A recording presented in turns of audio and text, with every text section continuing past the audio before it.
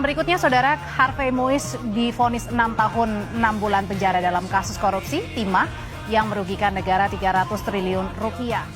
Lagi heboh kasus korupsi. Mantan Menteri Pertanian Syahrul Yassin Limpo sudah menjadi tersangka, kemudian sempat menghilang, kemudian akhirnya diciduk dan menjadi tahanan KPK karena diduga korupsi saat menjabat sebagai Menteri Pertanian.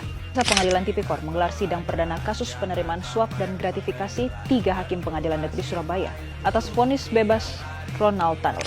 Ex-Menteri Perdagangan Tom Lembong ditetapkan sebagai tersangka dugaan korupsi saat menjabat di era Presiden ke-7 Joko Widodo.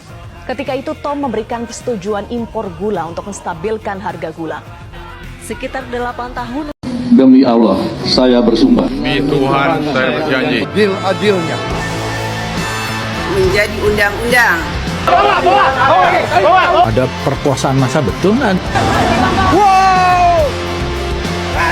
Keberhasilannya adalah 99,9 pesantren. Korupsi yang terjadi sekarang seperti penjabat mengambil dana bantuan sosial, anggaran pembangunan, atau menerima suap proyek. Dalam Islam termasuk khianat terhadap amanah. Amanah itu artinya kepercayaan, jabatan, uang negara, dan tanggung jawab yang diberikan kepada seseorang adalah titipan yang harus dijaga dengan jujur ketika disalahgunakan.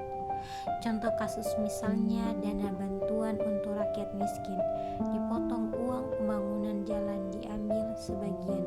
Penjabat menerima suap agar proyek dimenangkan pihak tertentu. Secara hukum negara itu disebut korupsi. Dalam agama itu adalah dosa besar karena memakan harta yang bukan haknya dan merugikan banyak orang. Dalam pandangan hadis, korupsi termasuk khulul dan khianat harta umum. Rasulullah SAW bersabda, barang siapa yang berbuat khulul khianat dalam harta, maka pada hari kiamat ia akan datang membawa apa yang dikhianatinya itu. Hadis Bukhari dan Muslim. Makna dari hadis tersebut adalah orang yang mengambil harta umum secara tidak sah seperti korupsi akan mempertanggungjawabkannya di akhirat.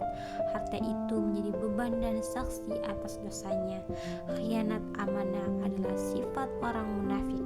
Rasulullah SAW bersabda, tanda orang munafik ada 3. Apabila berbicara ia berdusta, apabila berjanji ia ingkar, dan apabila diberi amanah ia berkhianat. Hadis riwayat Bukhari dan Muslim.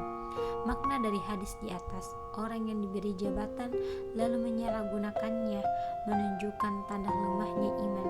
Khianat amanah bukan hal kecil, tapi sifat yang sangat tercela. Oleh karena itu, setiap orang harus menjaga kejujuran dalam hal sekecil apapun itu. Amanah jabatan harus dijalankan dengan rasa tanggung jawab, bukan dimanfaatkan untuk kepentingan pribadi.